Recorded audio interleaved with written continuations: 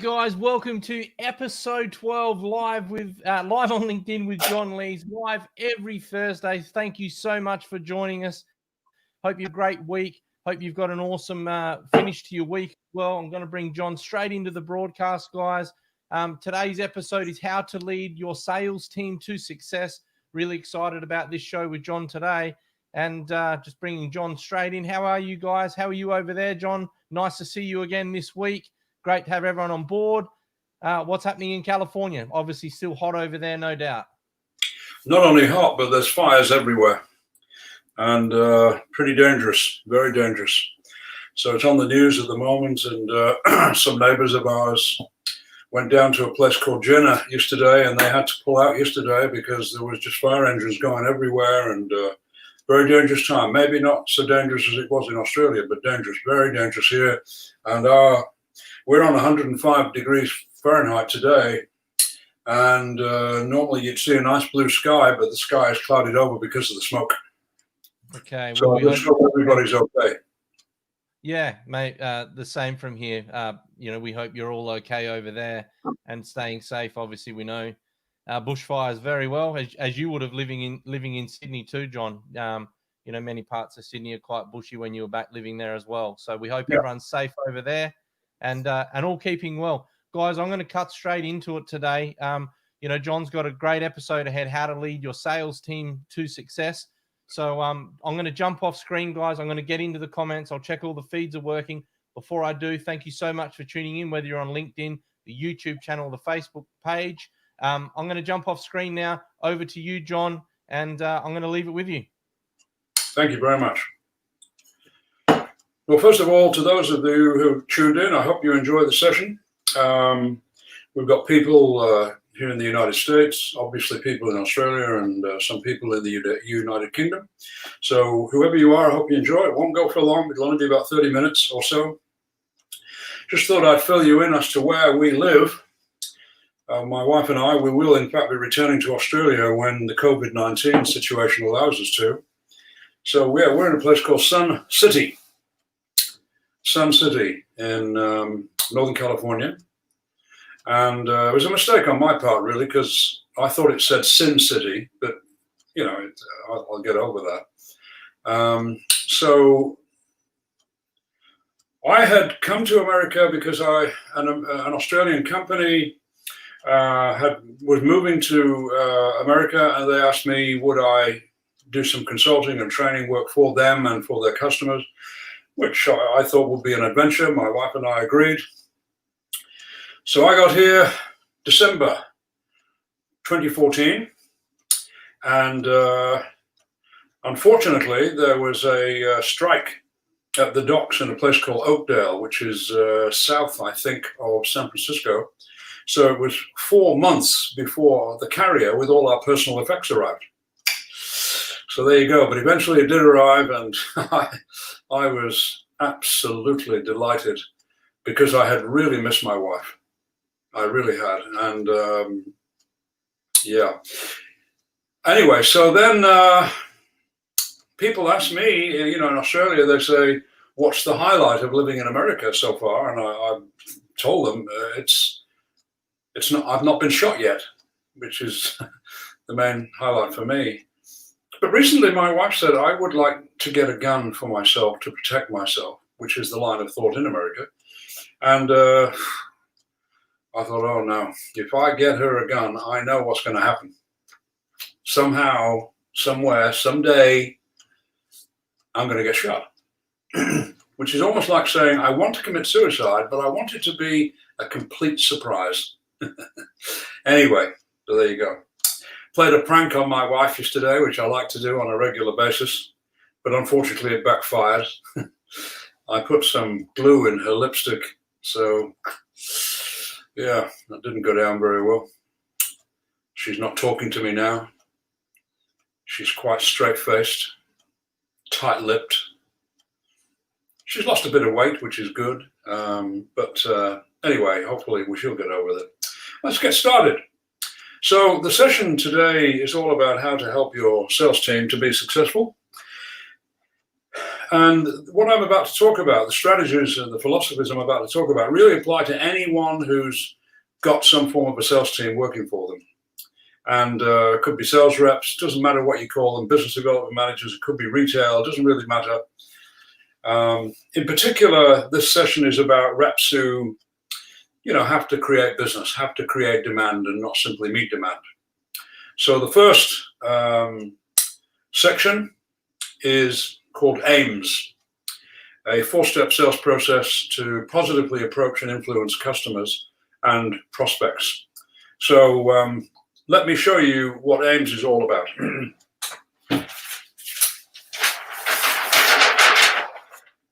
So we've been through this before. Here's the sales rep by whatever title that she or he has.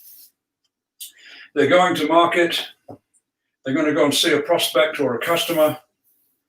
It's always frightening from a rep's point of view to talk to a prospect because they didn't ask them to come along. So it's always worrying for these people here. And to go and see a customer who's hopefully happy and then try to sell them something else is very difficult because they usually already have that something else. So anyway, here's the prospect or the customer. And as I've said before, they only spend about 5% of their time in this mode here. They spend 95% of their time as a business person. No matter what their role is, they're a business person. And they are facing their own customers, their own prospects. They're trying to increase their business and so forth. This area here is all about what a customer wants, which, as you may remember, is the first gap in business. Pretty straightforward. You got to see someone, hi, I'm with such and such a company and we have such and such a product. I was wondering if we could have a talk about it. No, we're okay, thank you. We're fine, thanks, because we've already got that product. And but leave me your brochure, leave me your card. And they don't want to be nasty or anything like that, get in a bad mood. So this is what people want, and what they want is pretty much completely satisfied. Okay, otherwise they would have called you.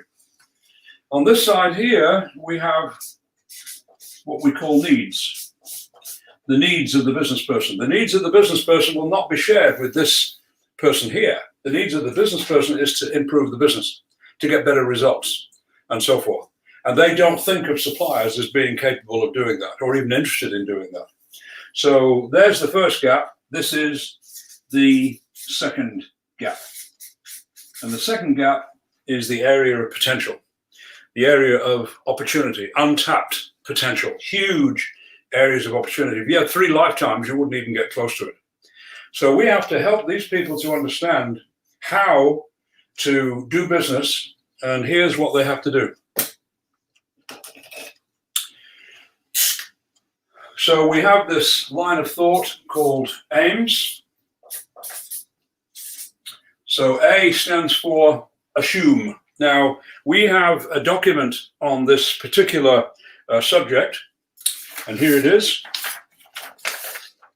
So there's the A.I.M.S document, and then it explains each of the 4 steps. So all you have to do is email me or email Simon, and we will get you a copy by email right away. So this is where the elaboration is, but I'll go through it myself now. So number 1 is assume. So the sales rep, let's say they're calling on a prospect, first of all, which is always extremely difficult. So they call the prospect, and they say to the prospect, my name is, I'm with such and such a company, and I assume you've already got, certain products that are similar to the ones that we have. I'm sure your supplies are good. I'm not wanting to see you to interfere with anything that you currently do. What I want to talk to you about are some serious business opportunities, which I hope you find to be interesting. I only need 5 minutes in the first instance just to explain to you about the opportunity. If that opportunity is of interest, then I can expand on the line of thought, etc. So the first thing they've got to do here, whether they're talking to the prospect or the customer, is acknowledge this part of it here. You're okay. I assume you've already got the products. I assume you've got a good supplier, and so forth. Just occasionally, most people will say, yes, we have, because they don't want to make out that they're idiots. or that they've got a problem. But sometimes they do have a problem. Whereas here, what we're talking about is making sure that we want them to know that we know that they've got a good situation, but occasionally they may say something like, well, no, actually our current supplier is letting us down and has done for some time. So we say, oh, okay, well, I'll come back to that if I may. But the main reason this person's here is to talk about what's going on over here. So don't forget, you got to treat prospects and customers as business people. Don't treat business people as prospects and customers. Otherwise, you're limiting your approach. So this person now assumes with the person on the phone, or if it's a customer, and if they get to see the prospect, they repeat the assumption. I mentioned on the phone that we supply the following kind of products. I assume you've already got access to those products. I'm sure your supplier is doing a good job, so I'm not here to interfere with any of that. I'm here to talk to you about an opportunity that I hope you find to be of interest. So that then puts this person at ease. There's no attack going on, and it's genuine, by the way. So then they move over to this side here, okay, and then they begin to identify with the business person.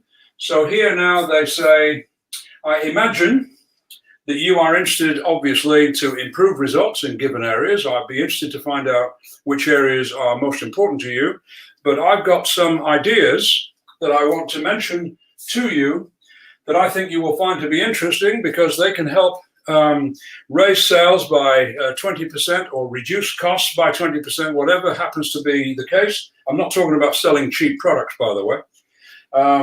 So we say, I'd like to mention to you some strategies and ideas that we have. So we start aiming for the needs now, we start aiming for the second gap, and then we get to the point of suggestion. To be able to say to them, now look, I've gone into detail about the opportunity, how the opportunity produces results and so forth. And what I'd like to suggest is that we do a test for just 1 quarter, 1 month, whatever means the most. And in that time frame, we can test out the idea that I'm talking about, so that we can see together whether or not it's producing results for you. So they've already said goodbye to this. But we know from our experience that if we score over here and the test works out well, then it will allow us to come back to this point here, because then we will be a supplier to them, and they hopefully will be able to judge us as being better than their current suppliers. Because remember, current suppliers are usually involved in helping with access, not success. And that's what this person's here to do. A.I.M.S strategy helps you to achieve success for people. And if that's what you do, then you achieve success for yourself. If you're talking to a customer, obviously it's a little bit easier because they've done business with you before. The idea is to be able to say, look, we supply you with certain products at the moment. Hopefully everything's going well. I trust that you will tell me if it's not, then I'll help fix it. But in the meantime, we have some new opportunities. And I want to make it clear that from the outset, I'm not here to talk about how we can upset your current buying arrangements and so forth. I want to talk to you about a new opportunity, and you go into the detail about that. They must feel relieved. They must feel as if you're not launching some sort of an attack. So as I said, if you would like to get a copy of this, I can send it to you, or Simon can send it to you, and you can get an elaboration on this. You can send emails to me for questions about what do I do about this or that and so forth. But this is the approach that I used when I was running the Schwarzkopf organization. Okay.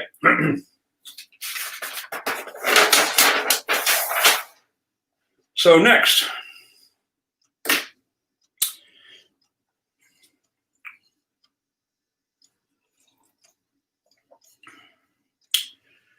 So this is when I joined Schwarzkopf, and I've told you before, I went out with the reps and they all had their own way of doing things, and they were very low key, almost apologetic, submissive.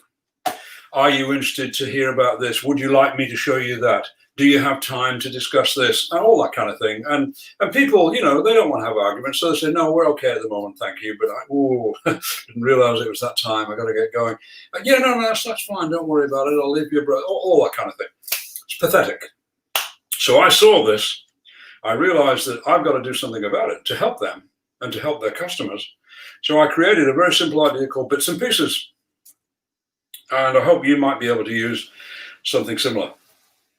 So the strategy of bits and pieces is that you go to see a customer and you say to the customer, you know, you go through the normal niceties of saying hello to each other and so forth. And then you say, okay, look, I've got one major thing to talk to you about today, which I hope you'll find to be of interest. Just one very interesting opportunity to raise your income level, etc., or to win new customers, whatever the aim is of your idea. So I've got that one thing to talk to you about, but first, I'd like to get the bits and pieces out of the way. Okay, so that then leaves room for you to go through all of the other products they currently stock or buy from you, use from you, resell from you, and then you can go through, do a stop take, so to speak, and you can say to them at certain times, okay, well, you'll have your book there and so forth, and you'll be able to say, okay, so I've been through your stocks, and everything's pretty much okay. There are 3 things. We have 2 of these products on promotion at the moment. We've got X and Y. So I think you should be ordering a little bit more of those at the moment to make sure that the promotion is going to be productive for you. And as far as the other product is concerned, we're replacing that with a different size soon. So I would suggest you don't buy any more of those. So we're getting rid of the bits and pieces. And then once we've done that, and the bits and pieces, they're a very large part of the business, as I'm sure you appreciate. We then say, okay, well, as I mentioned, I've got just one major opportunity to talk to you about, and that is, and then you go into that opportunity and talk about the potential benefits, the strategy, how is it achieved, again, to recommend a test for them and so forth, because they don't want to cross their fingers and hope for the best. Okay, so that's the idea. It worked extremely well for us. The reps loved it, because they weren't having to figure out, how do I do this and how do I do that? They simply went in to see someone, always said, I've got one thing I want to talk to you about, but first I want to get the bits and pieces out of the way. So just allow me to check your stocks, check the products that you have, see what you need, and they would go about their business, which is what they're supposed to do. And as I said, the bits and pieces are probably the very largest part of what you do. And then at the end, you can say, by the way, we've got a new product coming up. So I brought that along with me to show it to you, and also to leave it with you so you can discuss it with your team and to see whether or not you would like to have some of this. And when I come back the next time, we'll talk about it, etc. So you're in complete control of the situation. The rep is in complete control, and they're going from telling them, I've got one thing, to dealing with lots of things, and then coming back and maybe adding one extra thing. So it makes it interesting from a customer point of view. So I would suggest to you, bits and pieces. I've got that on paper as well. So all you have to do is send me an email and I'll send you a copy of it. Next, please, Simon. Thank you.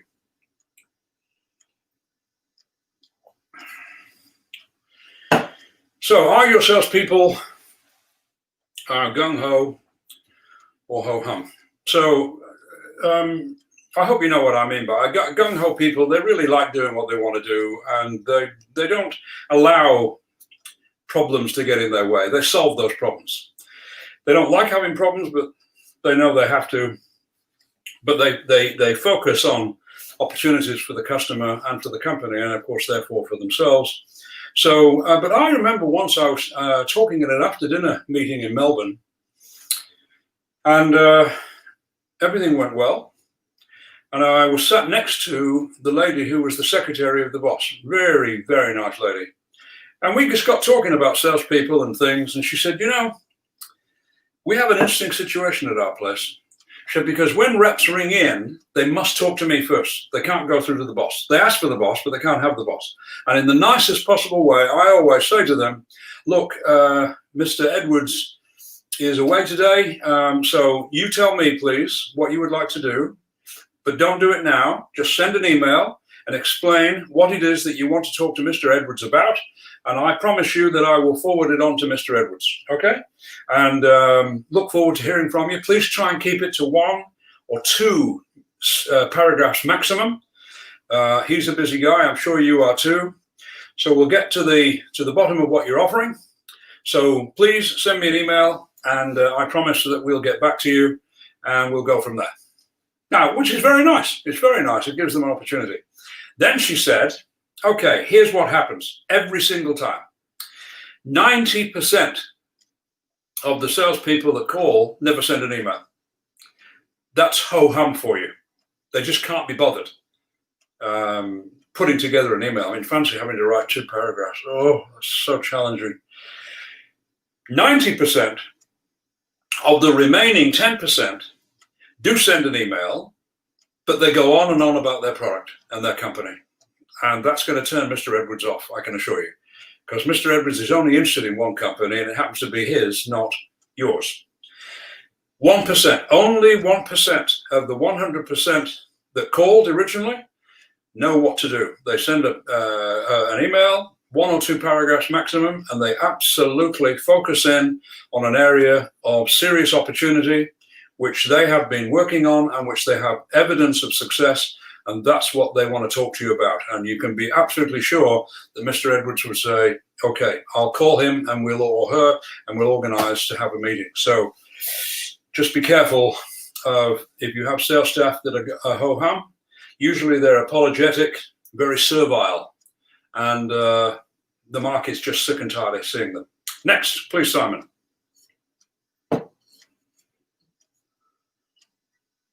Here's an idea for you. I hope it works. We tried it at Schwarzkopf. It worked extremely well. The customers were very surprised and delighted. The idea is that every quarter, your salespeople send a letter or an email to their customers, explaining to them what it is they're going to aim to achieve for them in the next quarter. So not only will I look after your current product needs, but I will also look after some areas of serious opportunity. I'll show them to you, and hopefully you will agree that they're going to be of help to you. I mean, that's exactly what every customer wants to hear, and what they should hear, and what they need to hear. Okay, so every quarter they commit themselves to what they're going to do. Then they've got no damn choice except to do it. So the quarterly email strategy worked extremely well for us, because the customers looked at it and said, nobody else does this. And then they look forward to the call. And then when the rep goes in, they say, oh, so what's this idea you've got? And then they go into it using, again, the A.I.M.S strategy, which is, well, I'm not here to talk about what you currently do, because I assume that everything you do is okay. But I imagine you are interested to know if results can be achieved at a higher level in certain areas. And that's what I want to talk to you about today. And then they mention the idea, and then they go through the test idea, etc.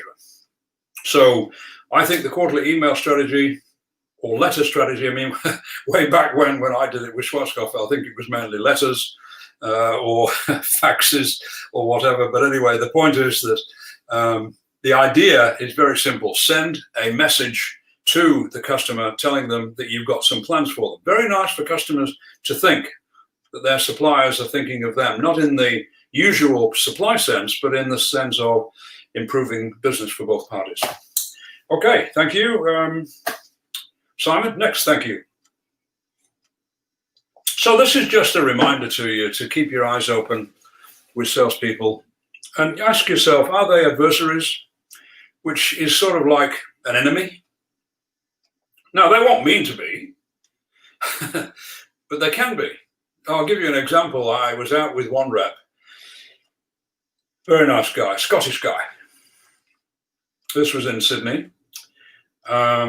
This is when I was with Reckitt & Coleman, now called Reckitt Benckiser, and I went out with him, and we were talking about a product, can't remember the name of it now, but it was a brand new product that helped people, it's a pharmaceutical type product, medication. And he told the pharmacist all about it, did it in a nice way. And then the pharmacist said, that's just a gimmick. That's what the pharmacist said. To me, that sounds like a gimmick. And the sales rep said, a gimmick? That's no gimmick, I'll tell you that right now. You know the Scottish accent. It's a mixture of English and alcohol, basically. What are you talking about, a gimmick? It's not a gimmick. I'll tell you right now, it's not a gimmick. This is a real opportunity. And I had to step in and stop him. It was getting quite the adversary. So don't argue with customers. Don't go in looking for trouble and so forth and so on. Talking about other companies in a negative way, that's not going to help you. That's what they call an adversary. Someone who really is not going to help us in any way. All they're going to do is complain about their own company, complain about other companies, complain about their job, complain how much about they're paid. You know, they're just a damn nuisance. They're really a damn nuisance. On the other hand, an advertiser is somebody who simply talks about products. Like as if anybody's interested. They're only interested in their own products. So they go through their, well, this product and that product, and they go through it, and it's boring. It's just boring, and it's not productive in any way, shape, or form. So what we're looking for is advisors. So if you ever need any help with this, if you ever want to do a Skype session, give me a call, because it's not the fault of the salespeople, by the way. They just don't know how to be advisors. So we have to teach them the A.I.M.S strategy, how to do it. They'll feel very happy about that, because then they have an access point into the market to talk about success. So I'd be more than happy to help you with that. If you want to run a session by Skype, you know, if you've got half a dozen salespeople there, or you do it, you know, on the internet, they can do it from home or whatever. I'm more than happy to help you with it. But the key is to make sure they're not adversaries, they're not advertisers, they're not there simply to talk about products.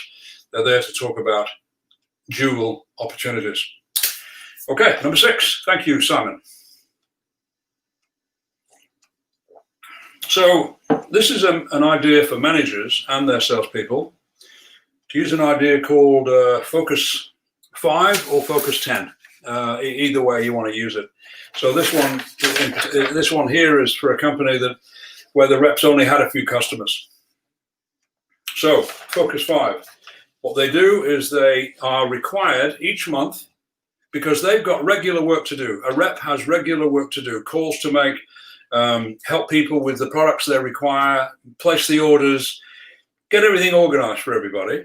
But they've also got to create new business. So Focus 5 is what new business is all about. So they put in advance the names of the customers down here, and also what it is they're going to talk to them about and what they're going to aim to achieve.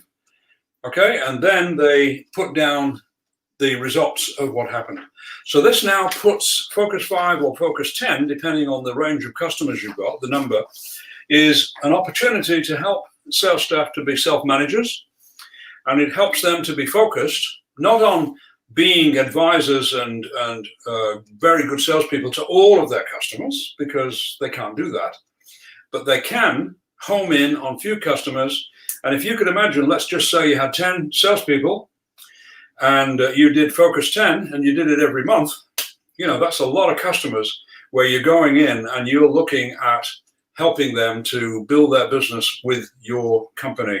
And it's very good help for your staff. Again, I can help you with that if you'd like to talk to the staff about how to do it, because they can't simply have a plan for who they're going to talk to and what they're going to talk to them about. They need to know how to go about and lead the discussion in a way that the customers feel very happy about, especially when it ends with a test. Because if it doesn't end with a test, people get very worried. So the test makes everything a lot easier. So there you go, Focus 5. I use that at Schwarzkopf, very popular with the reps. We had one in certain territories where the customers were less or more. So some use Focus 5, some use Focus 10. Very helpful. And then the reps would report in as to what progress they had made, what problems they had, because you can't just simply ask them to fill it out and say, how did you go? Not so good. Oh, well, what a shame. You've got to talk with each of them about what happened so that they know that you are interested in what work they have done in this narrow area of serious sales development. I'm a strong believer in Focus 5, and so are your customers. Okay, and last but not least, how to close the sale. Now, the popular line of thought here is that what we try to do is close the sale. We can't close the sale. So there's the news. What we can do is say to people, okay, so look, we've been through this idea, this strategy, this opportunity, this area of potential. So I'm looking forward to hearing what you want to do about it. And I thought it would be of help to you if I made a suggestion as to the best way of doing it. And then you outline to them the best way of organizing what it is that you feel they should do. Again, involving the test idea, because that always puts people, you know, to the point whereby they're thinking, well, thank God for that. I don't have to, you know, sign up and be responsible for it forever. The test idea for 1 month, 3 months, or whatever it happens to be, to suit your particular product opportunity, could even be longer, then this is a very helpful way of doing things.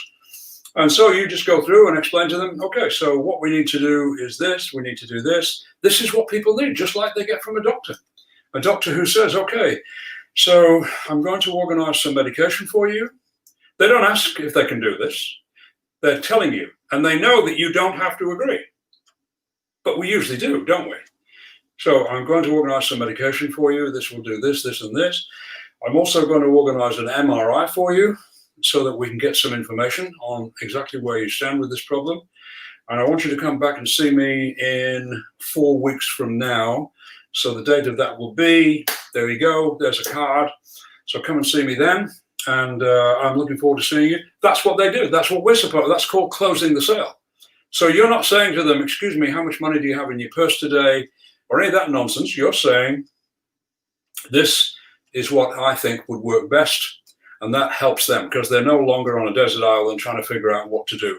They need people like a doctor to recommend to them what they should do. Okay, so I hope that's of help. And that, as they say, is it. Thank you, Simon. Anyone who wants to get in touch with me for questions, you can do that anytime now. I think Simon's made the opportunity for you to do that now if you want. So there's my email. And as always, don't forget, I have 12 books, or 13 books, I should say, which are available to you free of charge in PDF form. So I'm at that stage now where I would love to be able to give you those copies and let you read them if you want to.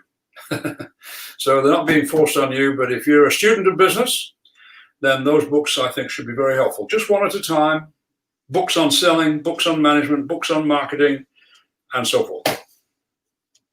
Thank you again, John. I really enjoyed today's session, and I have some questions for you straight off the top.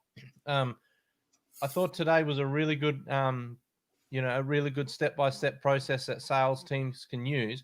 What I wanted to ask you, John, is what about role-playing, internally in companies? So I know we go out to the market and we test these things, but how important is role-playing inside a company? Like, do you use that as a technique? It's a very good point. And I used to use role-playing a lot, and I became the customer, so they couldn't mess around.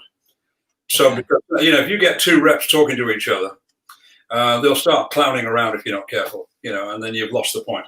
So I will say to them, okay, so I'm the customer, and this is my background, this is my profile, and Tony over here is going to come and talk to me about it. And there's no concern, Tony, or anyone else is going to go through this if you get it wrong. Okay, the only way to get anything right is to get it wrong on the way to getting it right. So we're going to use this with no customers around. It's only us here. So role playing is extremely important. I agree. Yep. Look at something that. I'm sorry to interrupt. When the salesperson is coming, I will then stop the salesperson and say things like, "That opening you had was fantastic. Well done. Don't forget to use that. It's a very good opening." And then maybe a few minutes later, I'll say, "That point you just made then can be made in a different, more positive way. So let me explain to you how it can be done." But we don't get involved in any negatives or criticism. The idea is to help them. The whole idea of role playing. Yeah, a big part of what we do is, we make a lot of phone calls and things like that. And anyone who's spent time in my office will know that with our team from time to time, we do exactly that as well. John, is role playing, working through what did work on the phone, what didn't work, all the objections you may get, and it's not about trying to frame them up to to persevere in one particular way, but it's just understanding the language you're using and how to communicate better with your customers. And they say business is an intellectual sport, so if we're going to compare it to sport, then we should train and practice like great sporting teams do, which I think you touched on last week as well. Right. Yeah, no, that's a good point. Anything else? Yeah, the that I liked from today was, the quarterly email strategy. And again, one of the big things I note in all of our sessions, John, is accountability and committing yourself to what you are going to do. So, setting that out and actually telling the customer what you intend to do. And then, like you said, you've got no choice. You've got to go and execute against it, or you're going to look pretty silly. Exactly. Yeah. And it means that the reps become more proactive. They become sales makers. Don't forget, folks, the book called The Move from Order Taker to Sales Maker. That's the kind of thing sales makers do. It doesn't mean they are trying to be, overly smart or anything like that. They're committing themselves to do something, and then they have to work out exactly how to do it. Okay? And part of it is based on discussions they will have with customers. The odd person will say something that the rep makes a note of when they leave.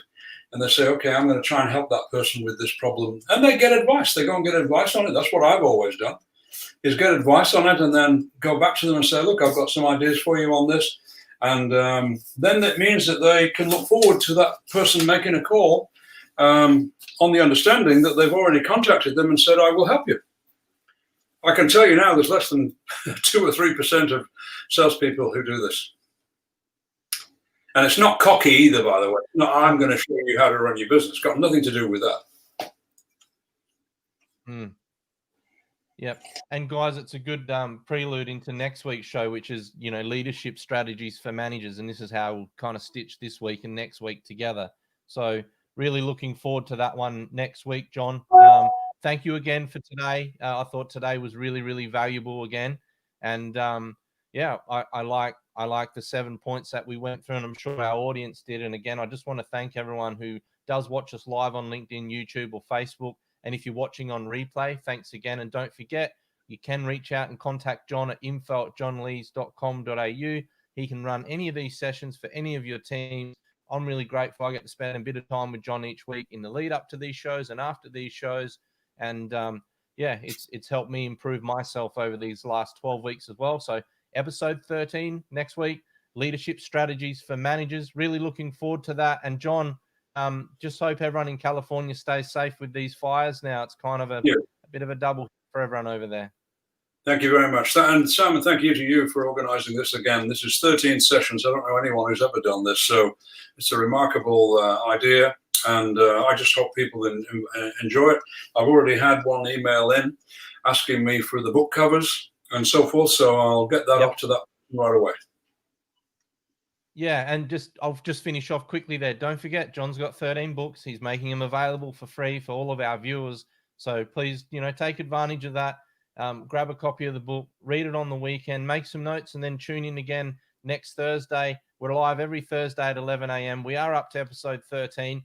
I get a massive amount of energy from doing these shows, and I really appreciate that John's made himself available to me to do this and for you guys out there as well. And we'll see you all next Thursday with John Lees live on LinkedIn. Hope you have a great week and hope it's a successful one.